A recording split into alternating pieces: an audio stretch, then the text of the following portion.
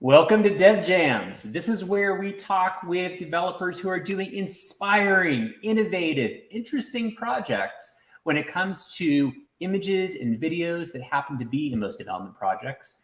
And they probably are likely using Cloudinary for all of that innovative work that they are doing.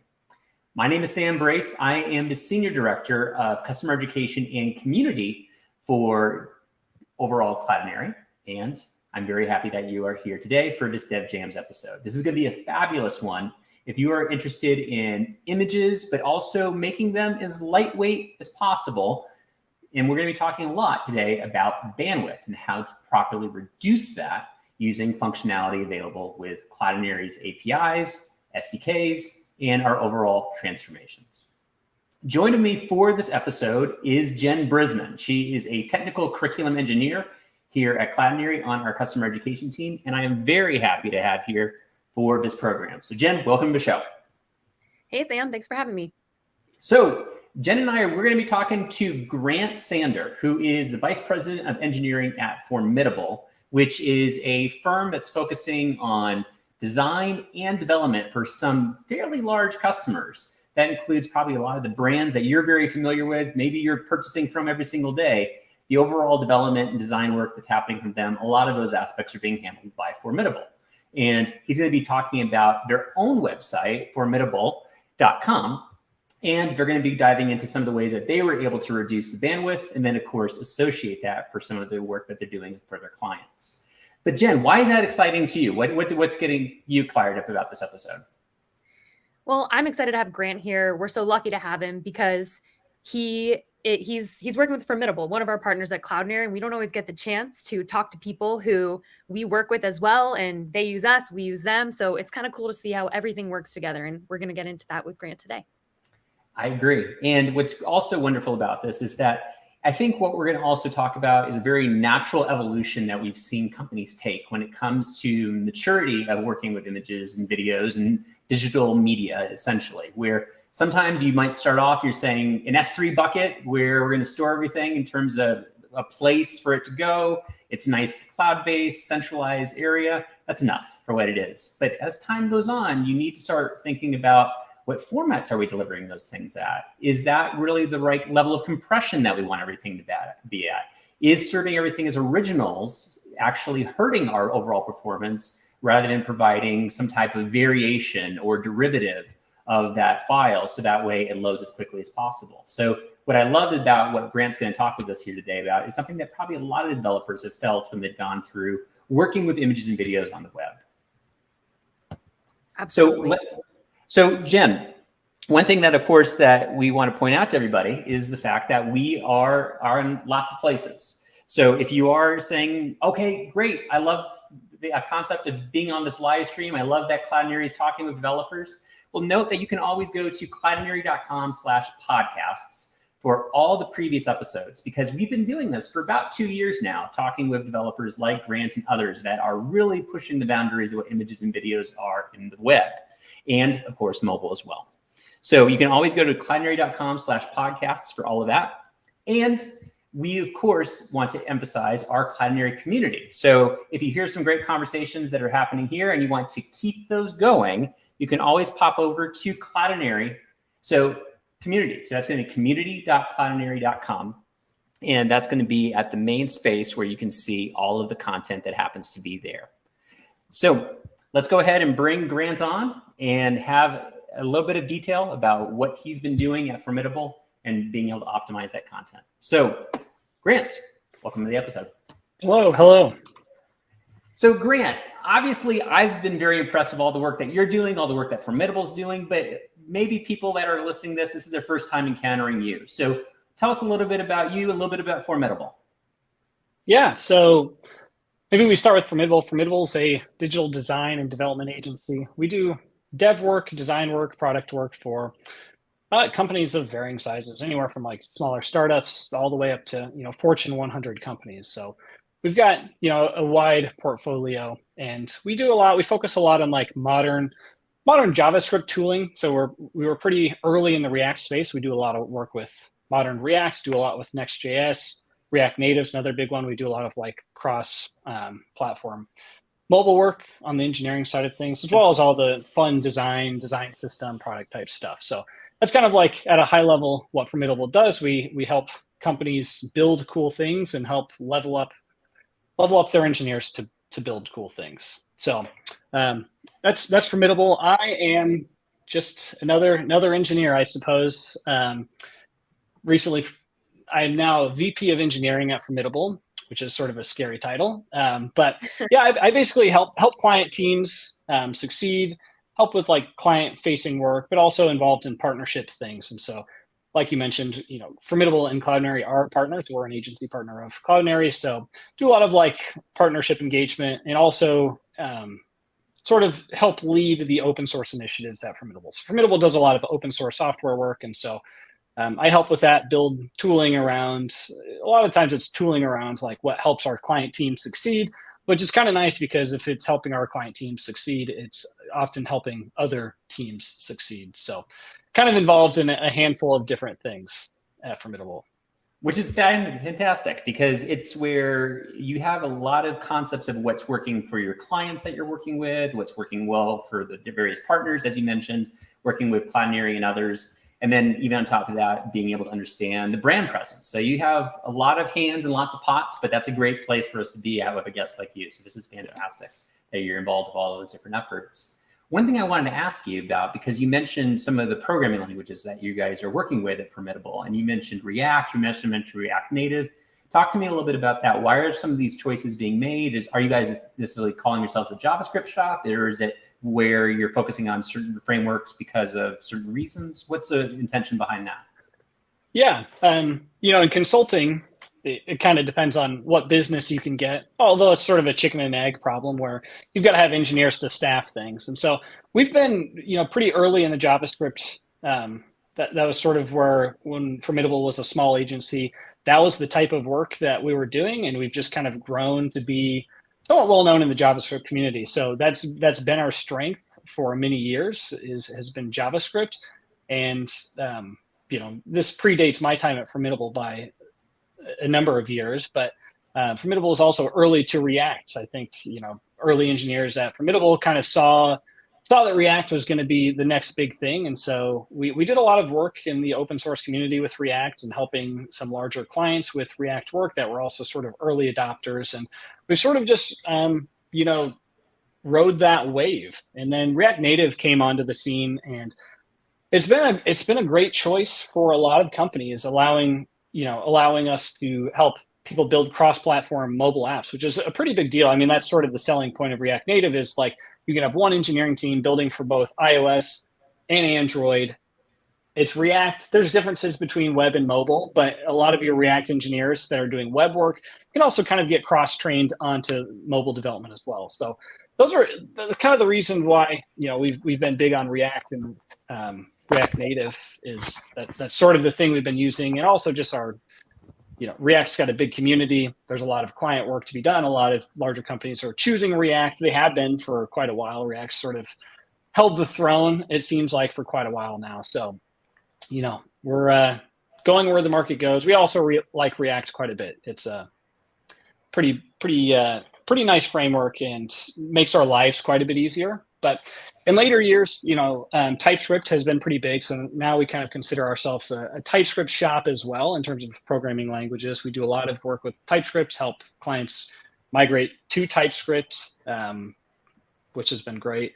And we also have engineers doing Rust and Golang as well. So we do some more additional languages. It's not the bulk of our work. A lot of our backend work is still Node. We do a lot in the GraphQL space. This is another space we've been pretty big in, and early adopters is GraphQL. And so a lot of our like backend GraphQL type work is often in Node. Node.js seems to have, I think, probably the most mature like GraphQL ecosystem, and that's fit well with like our expertise. So definitely, big JavaScript company, but we also do, Rust has been getting a lot of attention, which has been cool. And so we've been dabbling in Rust as well. Well, I love the fact that you have all of these different viewpoints, you're touching all of these different frameworks, because it really does show that you're able to provide a wealth of expertise to the clients that you are working with, and that's fabulous. And of course, I love the fact that Cloudinary is an arrow in your overall quiver too, that you can bring that into all the discussions, which kind of brings us to your project. So as we know, we mentioned that you have Formidable, which is a overall agency working with clients on all sorts of design and development efforts. But then you also have your main brand presence, so formidable.com. Talk to me about what your decision-making was with the website and why you decided to maybe go in a different route when it came to the ways that you were working with images for that site versus what you're doing today. Yeah, so a number of years ago, we had migrated our Formidable.com, like our agency website, to a stack of, we were using React Static, which was like, now kind of considered an older framework, but it was a way for us to generate static web pages, which is great for an agency site like ours that doesn't have a ton of dynamic content. We'll change things like every week, every other week, but that's like a pretty low frequency, for changes. And so we were working with a stack of React Static. We were using Netlify CMS for allowing our marketing team to author content in a GUI, a visual interface. And then when they would make those changes, basically what would happen is it would kind of commit those changes right into our Git repository. So our entire website was totally Git driven at the end of the day. And so this was pretty nice for us, in terms of the development teams we have, that's a pretty natural flow for us. But when everything is static and it's just like a straight up React site and everything is sort of handled locally through the Git repository, images sort of become kind of a sticking point, because carrying around a ton of images, like all the images you need for blog posts or case studies or whatever other kind of content you have on your site. And we don't even really have user generated images, and we still had a pretty hefty load of images. So, and it was kind of a burden to try to have, say, our content authors or whoever's generating images be very in tune with how many megabytes is your image? What format is your image? And that's a lot to ask of a content author to be super, concerned with the nitty gritties of their images that they're uploading. So we've been migrating our site to try to, React Static has been at end of life for more than a year now. So we were in the process of migrating off of that. Netlify CMS has been great, also sort of slowing down in its development. And we were looking towards something, we're moving towards Sanity, which is another CMS that has been great for us and allows us to provide content. So we've been talking about migration. Images were sort of the biggest baggage in terms of our existing flow, and sort of the lowest hanging fruit to some degree. It was sort of the most bang for buck in terms of our migration, which is great, especially because most websites are very image heavy. I think images make up, we could probably Google the statistic, but the majority of web bandwidth is just images. And so, optimizing images is a great first thing to do in terms of, saving bandwidth, improving speed, things like that. So was there an actual problem, or what was the actual problem that led you to look for an alternative in the way that your images were handled? Were you experiencing, any downsides to the way you were doing it before? And how did you know, okay, Cloudinary is our solution?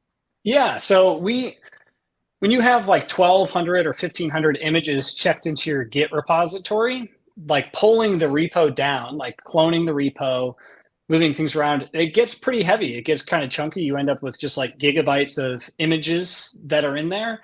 And we had a workflow for basically using Sharp, which is a node library, a very high performance image transformation processing library.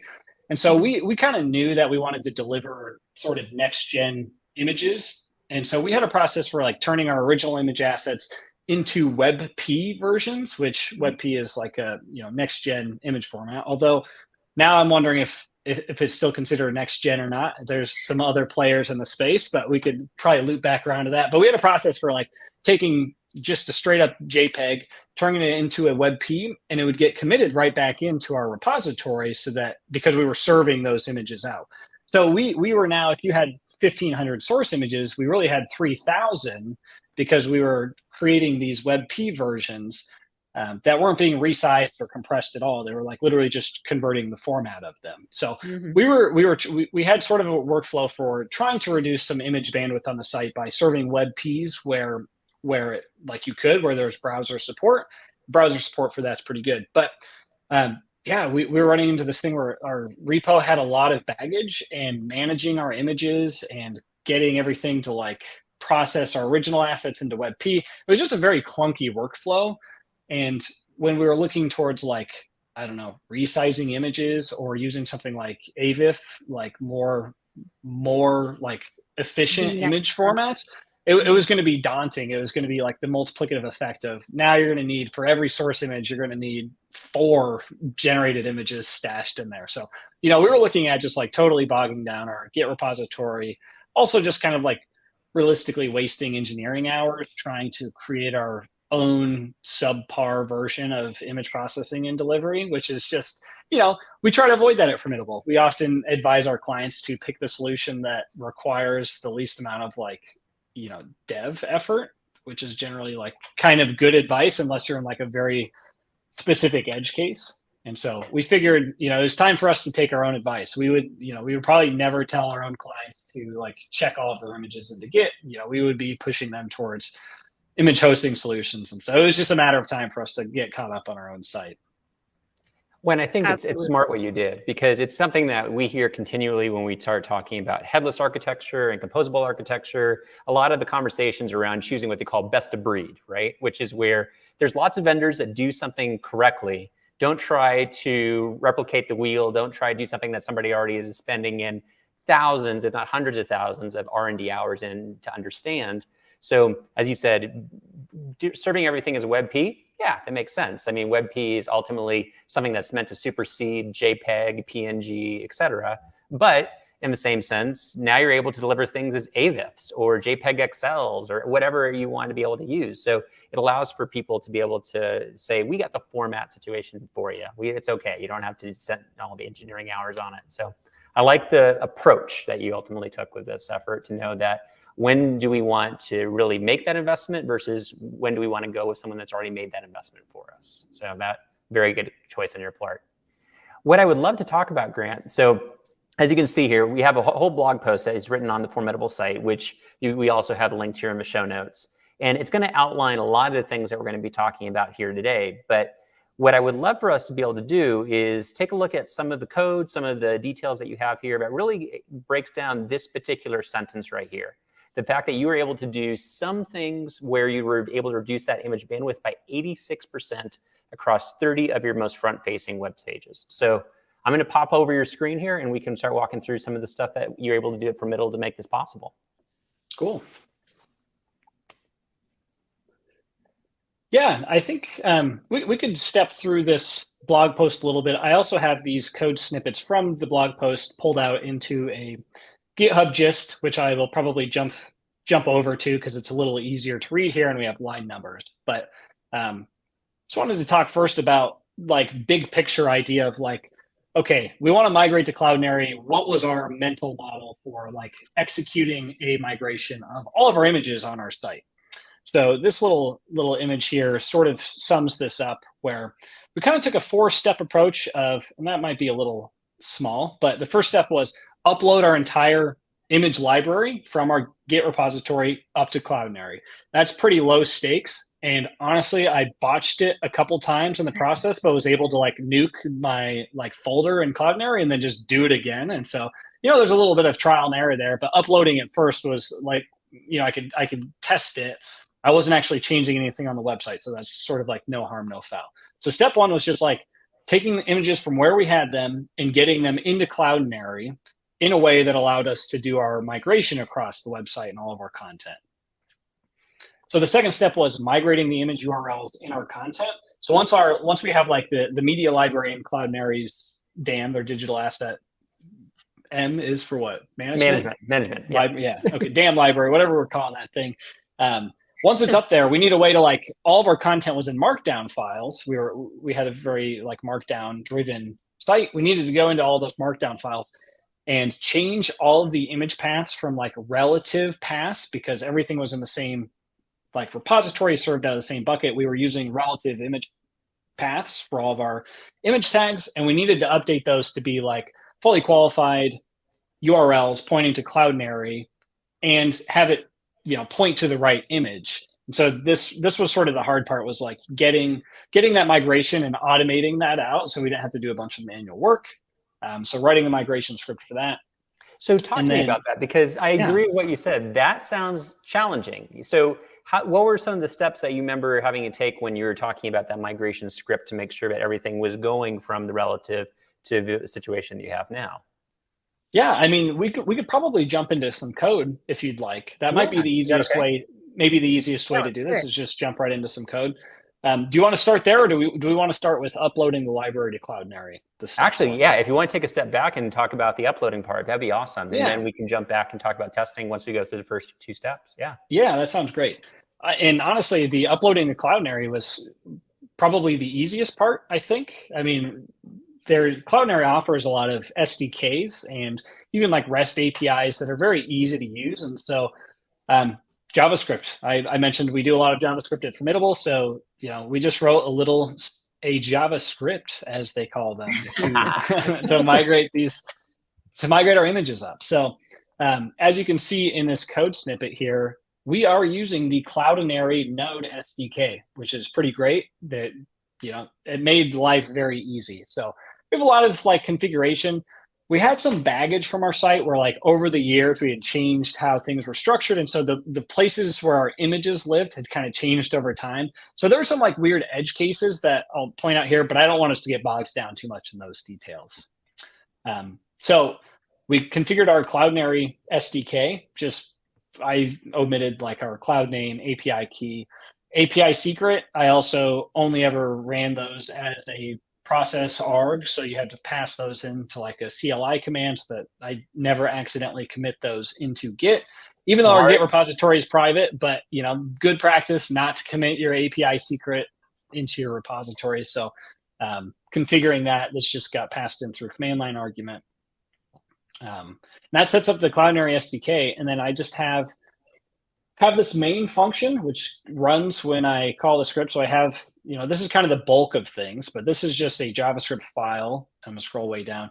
At the bottom, I'm just running this main command. And so this is pretty common practice. If you're writing a Node script, you just write a function, call it at the end, and log out an error if something bad happened. But so this main function is sort of the bulk of stuff. So one of the things that I've been bitten in the past is if you have like a long running script that's doing an operation over and over again, if something fails halfway through or like a process gets corrupted and like your thing stops, it's good to like save your work as you go, so you know what's been uploaded and what hasn't been uploaded. So if you're uploading 1,500 images, like keep track of the ones that have been successfully uploaded, so you don't have to redo those in case like something falls over or fails. So learn those from field combat of like not doing that in the past. So this is just like a status map where I just like literally had a JSON file that I would write to. Okay. So as images were being processed, you just like create a record in a JSON file that's just like the image name and then like whether or not it succeeded or not.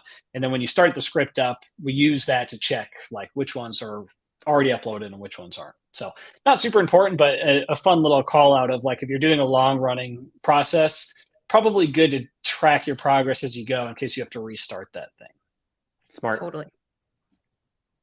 So this looks pretty ugly. It's not super pretty code, but what I wanted to do was grab all the source images from our repository. And like I said, we had images living in different folders. And so I have this configured in like a configuration file, but this asset roots is like just an array of like paths to the folders where images lived. So using this library glob, which is a super cool library, I find myself using glob all the time. There's a lot of libraries in the space for globbing stuff, but basically allows you to point to a folder and then just write like a glob statement like this, where it says, hey, go ahead and like search through everything nested under there and find me all of the files with these extensions. And so this is a pretty easy way to like go find all those images. So PNGs, JPEGs, SVGs, GIFs, the whole kit and caboodle there. This is, yeah, and it definitely comprises everything that you would have had there prior to moving to Cloudinary. That makes sense. Yeah. And then once I have found all those from the folders, just flatten that out into a flat array. And then there's some extra stuff here of like, this was just like cleaning up some stuff. We wanted to filter out the WebP generated files, which had a specific like prefix on them. Also clean up the path a little bit, just removing like the prefix so it doesn't have like user, Grant Sander, home, GitHub, whatever, like just removing the stuff from the beginning. And then this is the part where like checking against the status map where it's like, okay, if it's already been uploaded, don't do it again. So we're only doing this on the images that are marked as needs upload. So we have all of our image files that we want to upload. That's, not too bad. And then what I'm doing is I'm going to skip a couple things that aren't super important. What I did was ended up like batching the upload. Cloudinary does have some rate limiting in place. And so I tried to like upload 50 images at a time and like I hit some rate limiting issues and I was like, okay, I have time. I can run this and go eat dinner. So I just batched it at size 2. But you can kind of control that. And so what I'm doing is uploading 2 images at a time. And so this is like, there's some logic here for doing like batching up some stuff. But at the end of the day, to upload an image, it's like literally just Cloudinary uploader. And then there's an upload method and you just pass in the path of the thing. And that's pretty darn simple. So like there's some complex stuff here, but it's only because the complexity of like the repo that I was working in and like finding the images. But to upload like a single image, you just pass it a file path and give it a public ID. One of the things we had to look out for was I had to take the path of an image and give it like I had to follow some logic to give it a public ID, which is how you're going to like specify which image to like load. That's like the key identifier. I had to make things deterministic. And so there's some cases where we had some stuff where I had to like rename a couple files because like we had say gen.jpg and gen.svg, like it's the same file name, different extension. And that was causing some conflicts when I was generating public IDs. So I had to do a little bit of cleanup around that, but generating out like a deterministic public ID based on the image path. And we'll use that. You'll see that again in the next step of like migrating things. I also had a folder. All these got uploaded into the same folder in Cloudinary. Super easy just to specify that. And then I set the overwrite to true, just in case it was already there. I could just re-upload it. In case I actually, when I was looking at that little portion of it right there, line 70 about to 80 or 82, that was smart, the overwrite situation, because you don't want any of your batch processing to get hung up because it's saying it can't overwrite an existing file in case of what you talked about, where we do want to overwrite a file that's been like sample.jpg. Okay, we do need to overwrite that from what's there. So that was smart to make sure the batch continued and was processed completely. Yeah. Yeah, and then status map, once the image uploads, you set the thing on the status map. And then again, this is sort of like, not super scientific, but it works good enough. Every 10 iterations, I'm just writing out this JSON file. So it's kind of like hitting Command S every time you upload 10 batches. So totally. Yeah, again, like that, it's good enough to like save yourself some time in case something goes wrong in the middle of it. Well, it sounds like we've all been burned somehow without hitting Command S at some point. So putting that logic into what you're doing here, it makes sense.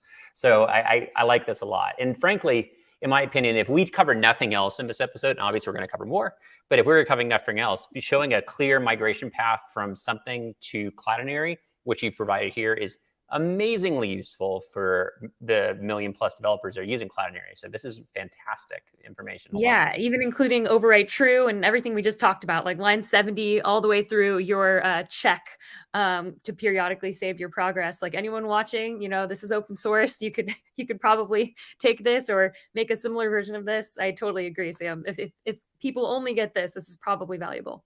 Absolutely. So Grant, we've kind of covered the point of the migration efforts. Is there anything else? Well, not the migration efforts, but the uploading the library to Cloudinary. Anything else that's important to mention about this process? I think we covered most of it. The upload process, like Cloudinary SDK, makes it just very easy. I think the big part was like make sure your public ID, like you've got to keep your eyes on the public ID because that's the thing that you're going to end up using.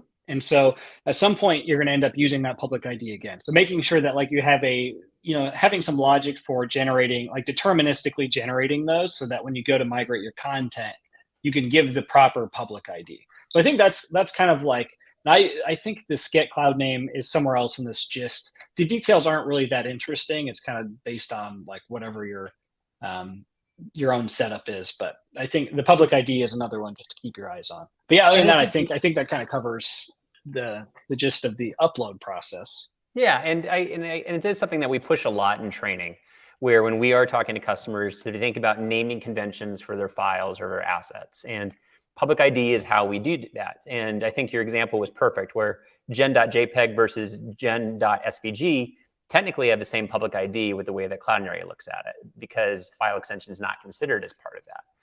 Unless we're talking about a widely different format, like if it's gen.mp4 versus gen.jpg, yeah, it might be seen as different situations. So it is important for them to people thinking about, how do I want my files to be named once they are migrated to Cloudinary? Do we want them to stay the same as local? Do we want some form of randomization to prevent overwriting? There's lots of ideas around that. So I think that was good for you to focus on that. Nice. Cool. So then we're moving to migration, right? So Yeah. that's step 2 of the 4-step process? Yeah, let's talk migration. Which I will go ahead and find that file. Let's see. Yeah, Grant, while you find that, I just wanted to air your tweet, which really made me laugh, where you said Cloudinary is boss. When you tweeted about this blog, I really got a kick out of that. And I know that probably, as you said, the upload part is relatively simple and straightforward. And I'm looking forward to getting to the code where we talk about optimizations and what probably led you to saying Cloudinary is boss. Yeah, that sounds great. We'll churn through this the migration part here to get into some more interesting stuff. So again, a lot of this is sort of like has details around like the specifics of how our repository was structured. So we'll just touch on some of the like higher points, some high level points. So again, we're gonna do some globbing here, which is great. Great. So a similar thing here of like grabbing all of our markdown files. So you can see here we're going in and we're saying, hey, inside of the content folder, this is where all of our content files live. Give me all the markdown files. So now we've got all the files we want to inspect, and this is the primary place where we want to update URLs.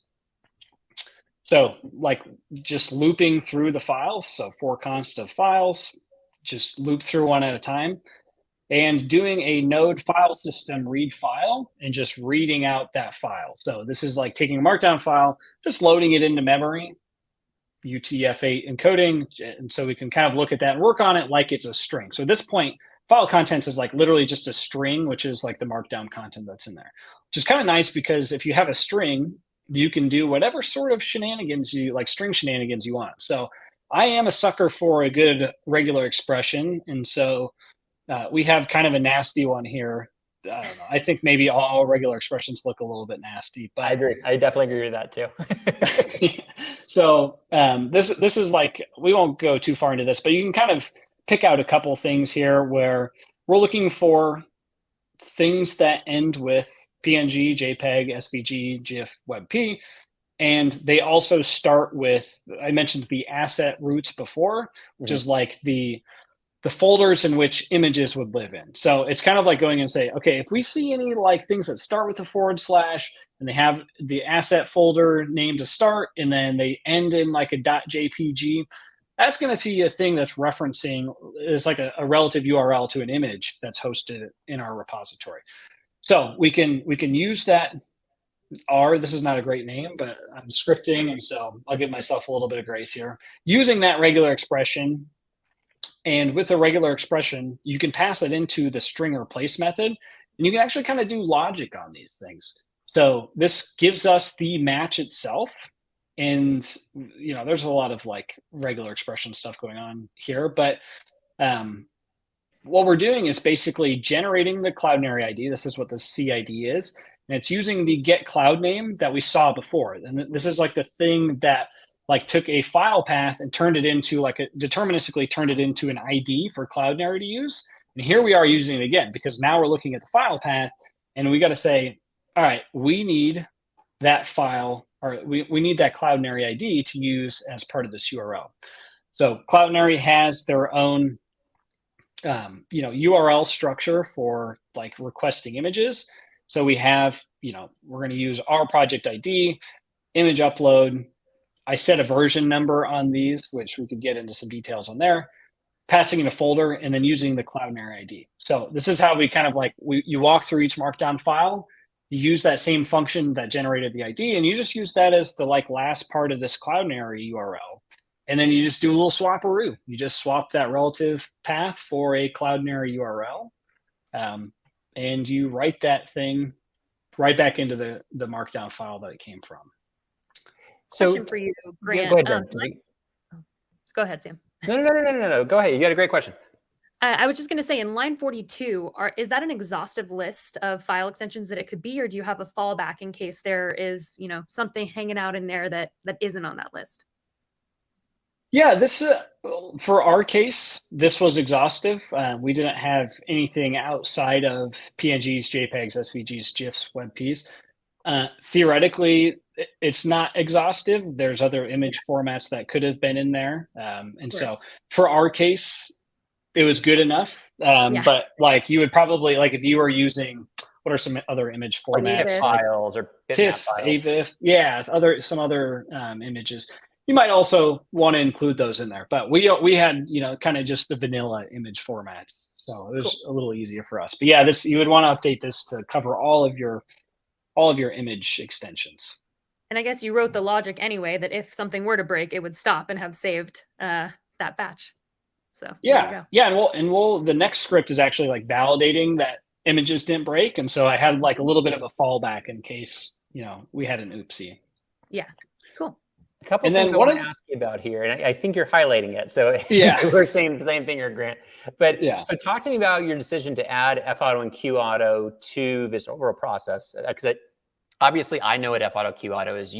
Jen knows. But talk to me about your decision making on what and why you decided to add those transformations. Yeah, so with Cloudinary's like image URL transformation syntax, you can pass in these transformation parameters that transform the image. So if you left out this part here, we deleted this part out, Cloudinary is just going to serve you back the original image asset. And, that's okay. But we mentioned earlier that like a lot of times serving up an original image is not the most optimized. It's almost never the most optimized solution. Right. So Cloudinary, this is one of the things that I think makes Cloudinary so powerful and makes this sort of thing low-hanging fruit is this FAuto parameter is auto format, which says, hey, like your browser requests the image. Cloudinary looks at information about the requesting browser, says, what's the best image format to use for this browser? So if it's Chrome, it's probably going to be like an AVIF. If you're like, for some reason on Internet Explorer 11 or something like that, it's going to choose something else. It's not a next gen because you're using a 20-year-old, 10-year-old, browser. And it just serves the best one. So this is like, you don't have to think about it. Cloudinary's, magic just serves the best format for you. So that's nice because now you don't have to specify and you don't even really have to care too much about the original image extension. You just say, hey, Cloudinary, give me the best one. Whatever, we trust you to give us the best one. And then QAuto. To double down on that real fast, like when we were talking earlier about your original format situation where you're converting everything from JPEGs to WebPs, I think your Internet Explorer one is perfect because, as we know, Internet Explorer and WebP don't really get along because of WebP was becoming more of a format as Internet Explorer was starting to get phased out and Edge was becoming a thing for Microsoft.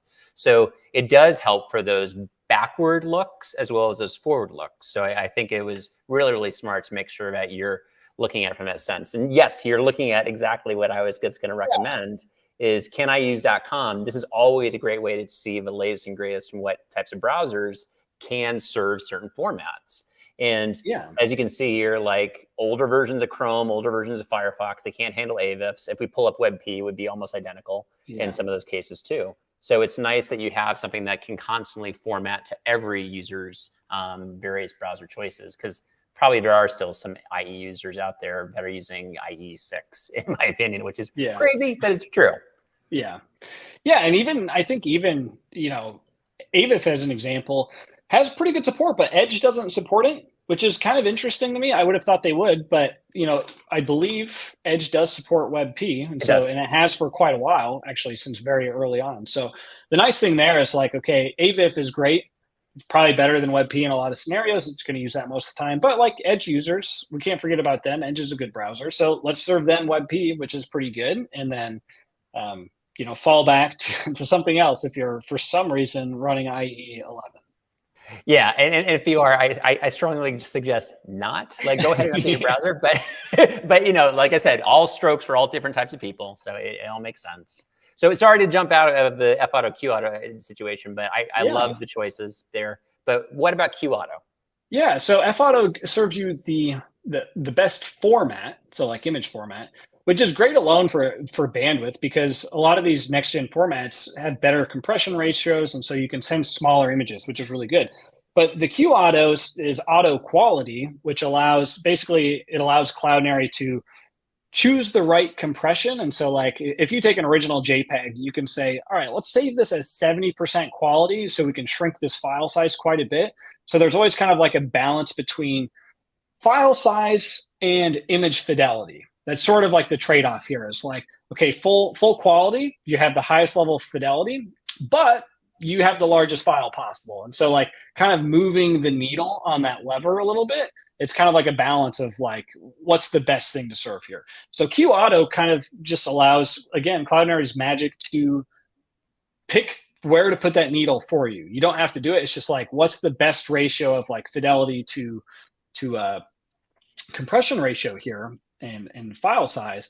And so again, this is like an easy way just to use the thing that Cloudinary does really well is like doing that for you, and just like not burdening our content authors with making that choice. Like they don't have to worry about it. It's just going to be a good one.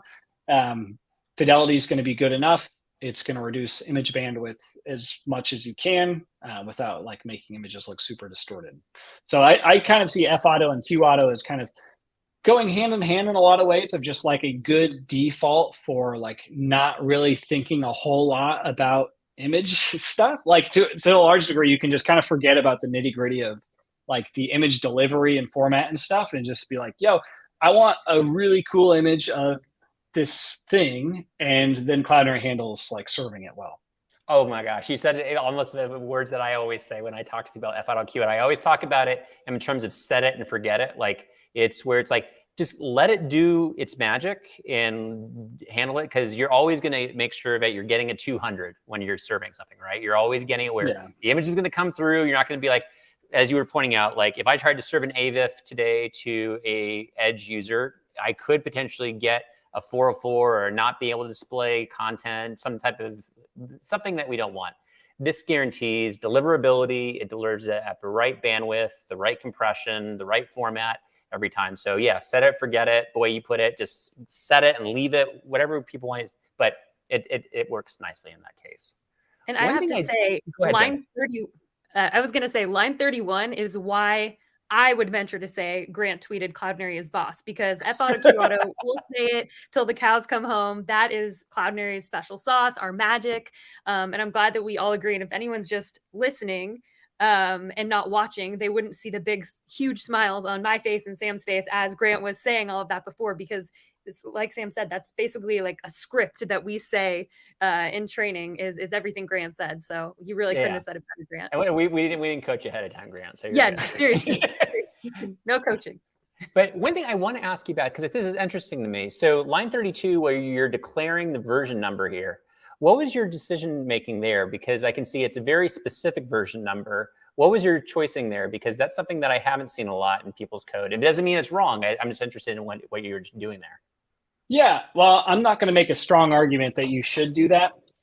Honestly, I think it was partly coincidental from grabbing one of the images that I uploaded. I'm guessing that's where that version number came from, was like the first image I uploaded and grabbed the URL for. Oh, there's also another reason that I left that in there, was because for regular expression reasons, the fact that you can have folders, like you can have kind of like a nested folder structure of your Cloudinary ID, and you can kind of nest things with slashes, it can be a little hard to figure out where your like parameters start, like your Cloudinary parameters. So like after upload, you add in your Cloudinary parameters. Yeah. And then you can add your version number in there and then put in your like folder and path to the image.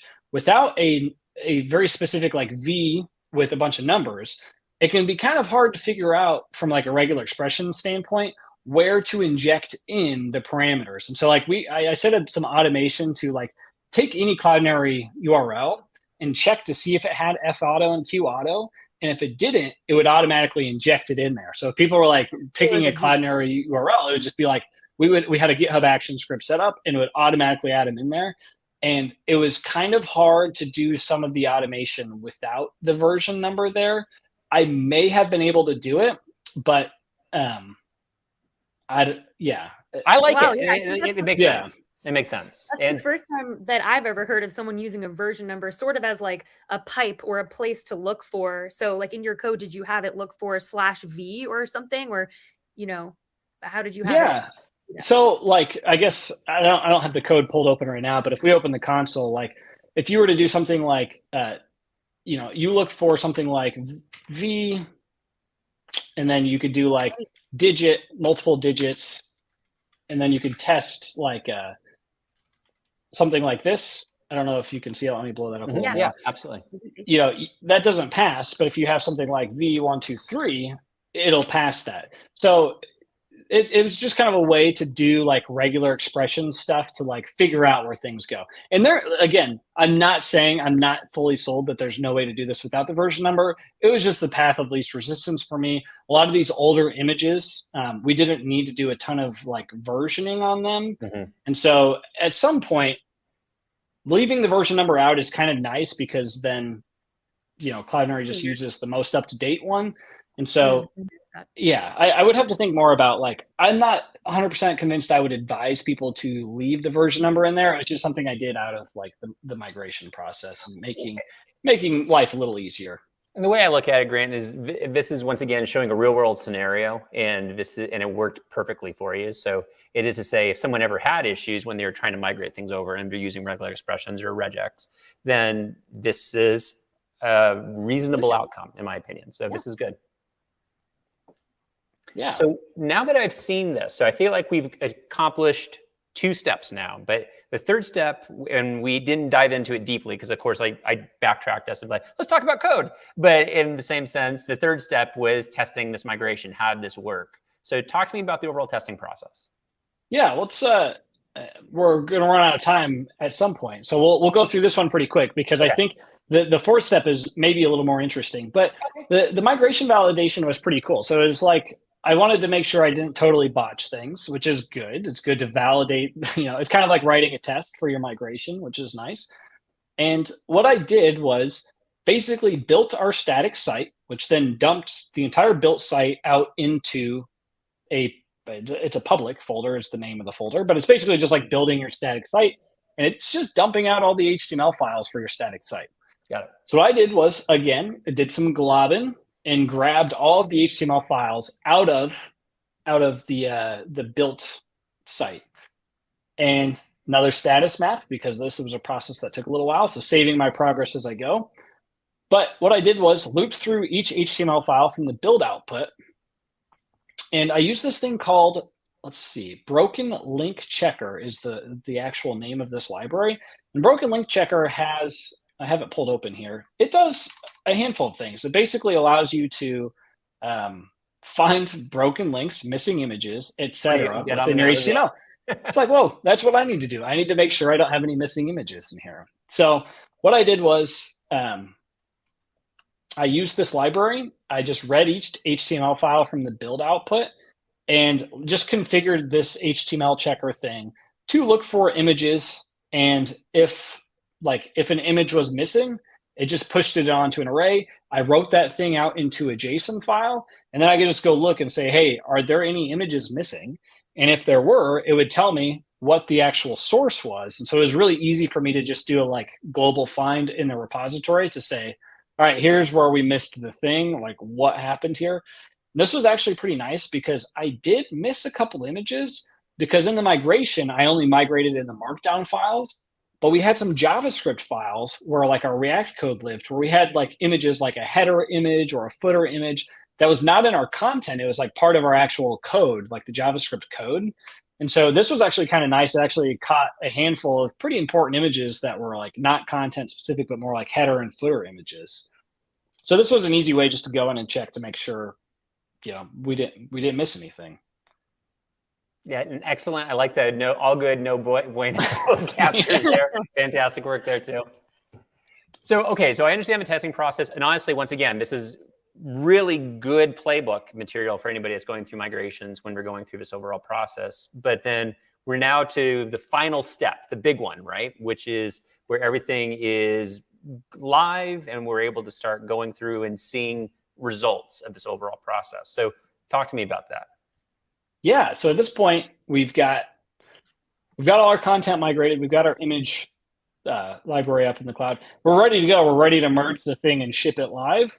One of the things I did before that was just do a quick check. Like I knew we were going to be saving bandwidth. Like it's pretty obvious. That's a strong word, but it was somewhat obvious that that was going to be the case. I didn't have any doubt. I wanted to figure out like, okay, how much actual savings are we going to get? Because I did a spot check of a couple pages, and I was just like, this seems like quite a bit. Were we really that image heavy? Were we really over serving that much? So what I did was wrote a script. Let me go find this to basically automate. The way I checked it was I would open a web page, open my Chrome Dev Tools. And so like, let's go to formidable.com, open my Dev Tools and go to the network panel. That's really big. Let me refresh this.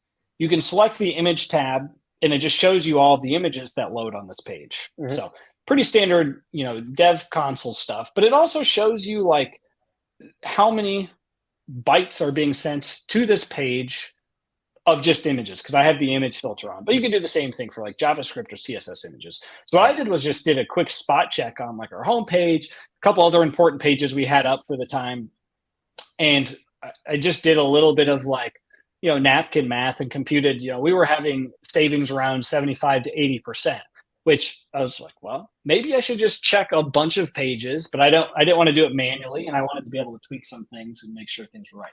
So what I did was just write a script. And again, I got to go find this. Wrote a little script to basically automate that exact thing that I did using a tool called Puppeteer. So Puppeteer, just for those who don't know, Puppeteer is a pretty cool tool. I believe it's out of Google. Yes. And it's a node library which provides high-level API control to Chrome/Chromium over the DevTools protocol. So basically what it allows you to do is like create and automate like controlling a Google Chrome instance. It's basically what it is. So you can like spin it up, point it to web pages. It's almost like a little robot driving your little Chrome browser. Mm-hmm. And they have a lot of APIs for doing different things. So you can do a lot of pretty cool stuff with Puppeteer. Yeah, and we love Puppeteer over here. It's interesting. You're not the first to mention this on even a DevJams episode, because we had it where people were taking screenshots of code and using that for Puppeteer purposes. We had a developer that was developing open graph images for his blog posts and doing that with some Puppeteer aspects. So fabulous tool. Can't recommend it enough for things like this. So once again, good work, Grant, using awesome tools. So yeah. Good job there.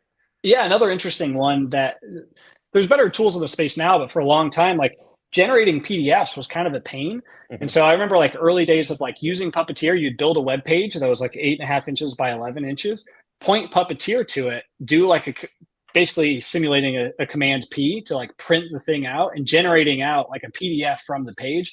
And it was like a really good way to use like web tooling. And like, it was like you were designing a PDF using all the web tools that you knew. And then you just use Puppeteer to automate generating those. So like dynamically generated like receipts or like inventory lists, things like this, you could use Puppeteer. So a lot of really cool use cases with Puppeteer. For sure. So with what we did here for measuring images, this was kind of tough. This was a tougher use of Puppeteer than what I've done in the past, but there's kind of some setup around getting Puppeteer up and running. But basically what we do is launch Puppeteer.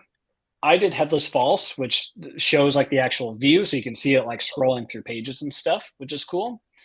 I created a single page within the browser instance and just set like a viewport with the viewport size isn't really super important in this case, but there's a way for you to actually create a CDP session, which gives you kind of like access to like a DevTools instance. So this gives you a way to like programmatically access Chrome DevTools from the like robot run, Puppeteer instance that you have. Okay. And then you can send signals. And this is, I found a lot of this like from guides on the internet, things like that. But one of the things you do is like you enable the network functionalities of DevTools by sending it this network enable symbol. And then there's kind of a lot of code here, and we're going to run out of time, so I don't want to go through all the details of everything. But one of the things that basically I did was you could tap into a couple events. And so network response received was an important one, where we listened for image responses. And so image or binary octet stream as the content type. And then you store those, because we also have another event. There's some like coordinating that we have to do here. I won't go all the way into the details of this, but when a loading finished, you see if it was one of those images that we caught earlier, and we go and say, okay, what's the image count? We'll just keep track of that. And then I'm not convinced this is the perfect way to do this, but a decent indicator of the image size is the encoded data length property. And this matches up pretty well with what Chrome gives you as well. But my impression is this might not be perfect, but it's pretty darn close. So it's like good enough for us to measure. It matched up from the pages that I spot checked. It matched up like perfectly with what I saw. So for me, it was good enough. And it's a consistent measure across control and treatment groups. So my opinion, it was good enough.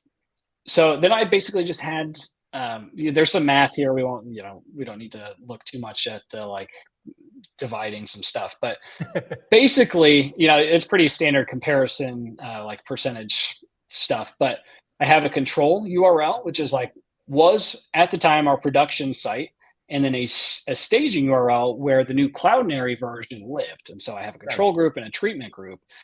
And for each URL that I wanted to test, I would point Puppeteer to the URL for the production one, and then for the staging one, measure all the stuff. I did a scroll to basically scroll down the entire page to like get the lazy loaded images to load. Mm-hmm. So that's pretty common for images to load lazy. Wait for the network to idle so that you can capture all of the like loading finished events to make sure like all the images load in, and then just return back the like total, which was like the total number of like encoded bytes. And then I wrote all of that into a JSON file, did the percent calculations, things like that. And the results, I know we've just got a few minutes, but the results were pretty amazing from just from like our homepage, for example, 27 images, percent saving was 48%. We had a lot of these that were like 86 to 90%.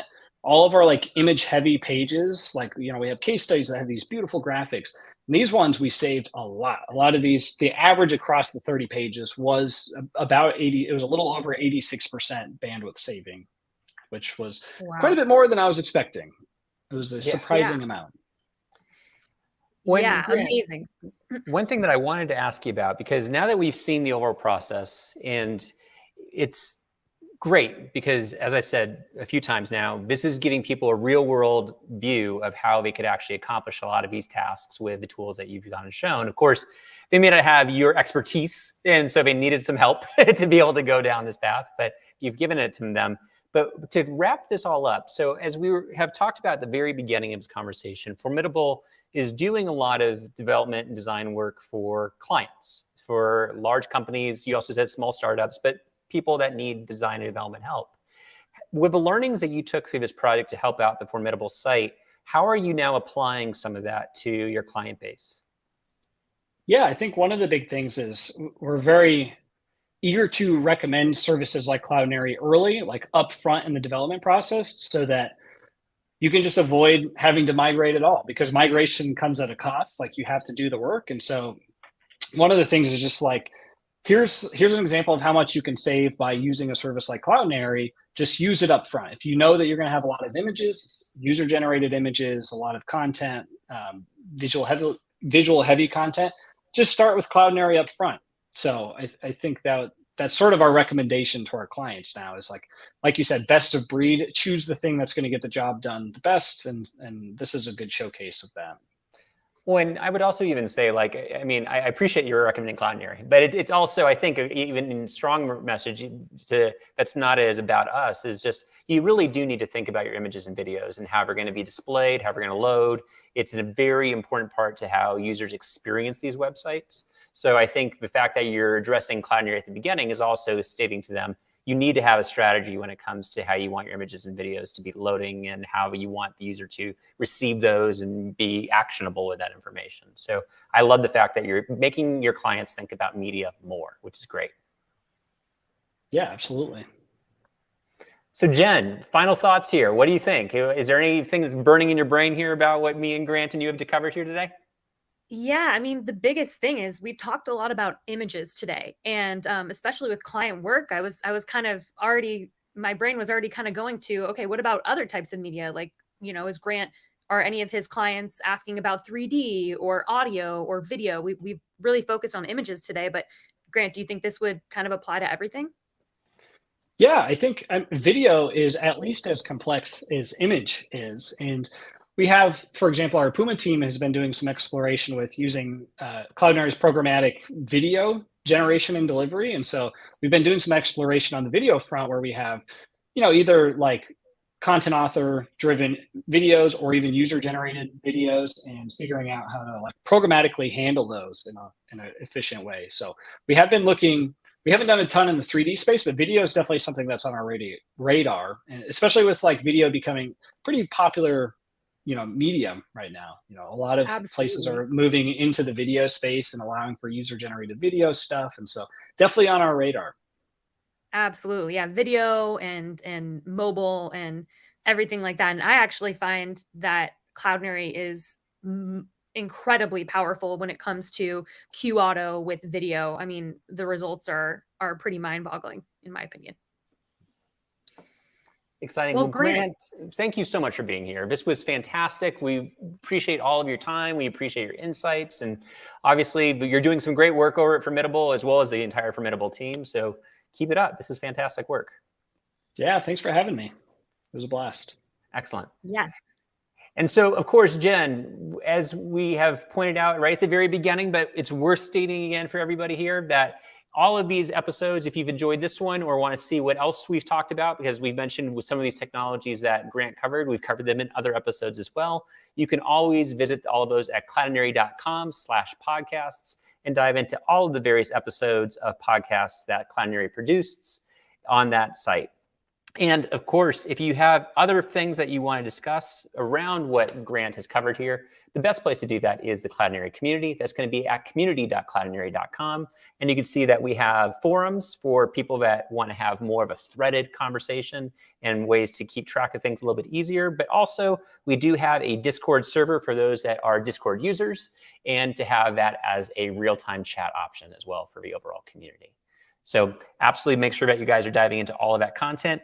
And as mentioned before, everything that we covered in this episode is also covered in depth in Grant's blog post, which is found on formidable.com, which we do recommend that you read for more deep details of everything that was in this overall episode. So Jen, before we let everybody go, any final thoughts before we say goodbye to our friends and family here at DevJams? Well, lots of thoughts, and that was a really interesting episode for sure. But one of the main takeaways for me is how creative you can be with the givens. So for instance, just something like version number, it's not something, all of our customers use or that would apply to every use case. And Grant was kind of using it in a unique way. And it just really goes to show you can be creative with what you're given. And yeah, I wonder if anyone watching might do something like that now after seeing what Grant did. I agree. Absolutely amazing takeaway, Jen. So on behalf of everybody at Cloudinary, and of course, those that were involved with the overall program and its development, thank you for being part of this DevJams episode. And we are excited to see you at the future ones that we do produce. Take care, and we'll see you soon.